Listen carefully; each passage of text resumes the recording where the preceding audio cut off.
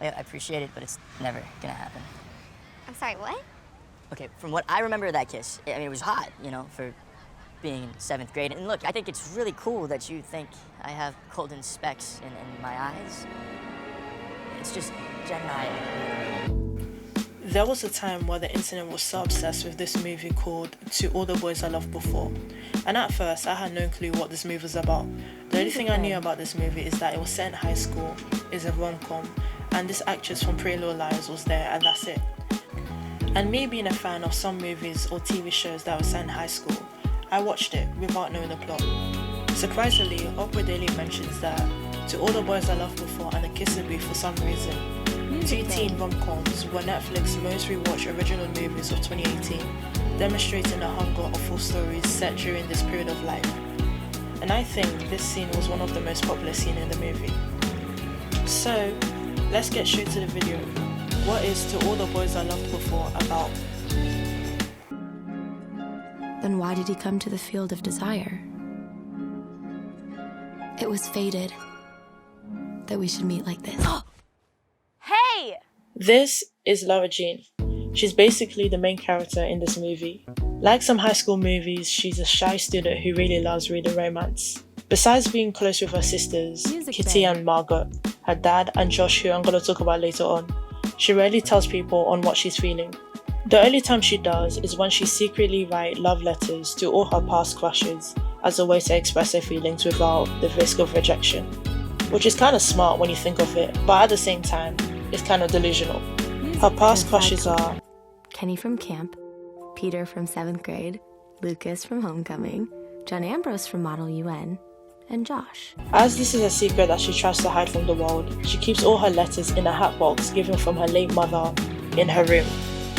A day goes by and now Lara Jean has to act like her older sister to her younger sister as Margaret is leaving for college. The next day, Lara Jean is returning back to school for junior year and we get introduced to the most popular girl in school, Jess. We also get introduced to Lara Jean's best friend, Christine, who's also Jess's cousin. We also get introduced to Peter Kavinsky, who is also the most popular person in school. And if you remember his name, he was mentioned in the letters. Then we get introduced to Josh again, and if you have no clue who Josh is, he was Margaret's boyfriend. But Lara Jean likes him as he was the first boy that she liked. Before Margot even cared that he existed, he was my first boyfriend. Well, space between the words, boy who was a friend. But that didn't stop her from hanging out with him as friends. Jumping back to the story, after taking a nap, her life takes an unexpected turn when the letters are mysteriously sent out to all the boys she has ever loved. With this, it creates a complicated situation as one of the letters mentions her sister's ex-boyfriend Josh, and another is the popular Peter Kavinsky. After realizing this, she hides in a toilet stall, but for some reason one person from her letters randomly found her, and this person is Lucas. The reason she liked him was because they both went to homecoming together. Lucas rejected her because he is, You know I'm gay, right? I did not. and she was not aware of it. After that, she storms back home looking for her box that kept all her love letters and she couldn't find it.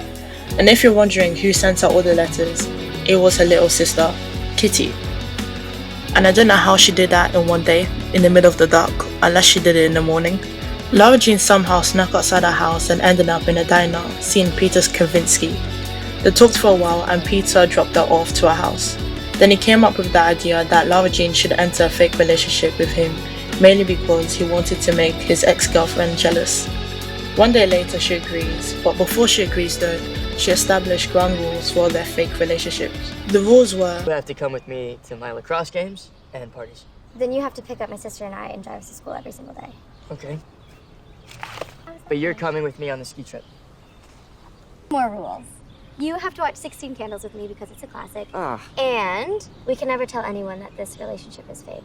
Write it down. Double feature. After we watch the Candles movie, we are watching Fight Club. Fight Club? they signed a contract and now they're in a fake relationship. And she was jealous. Lara Jean didn't tell anyone that she was in a fake relationship. Peter invites Lara Jean to a party and first she said no and then later she says yes. Later that day, they both went to a party and for some reason this scene was just cute.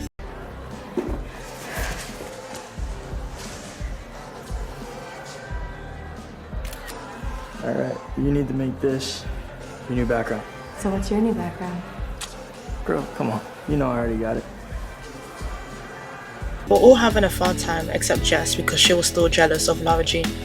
And she was so jealous that she took her favorite scrunchie or favorite headband. They ended up in the same diner again and they were having a good time.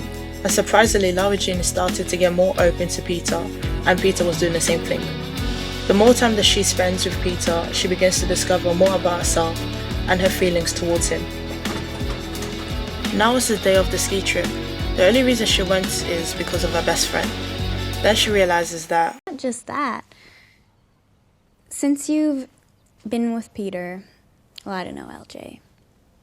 I've never seen you so happy. Honey, she's right.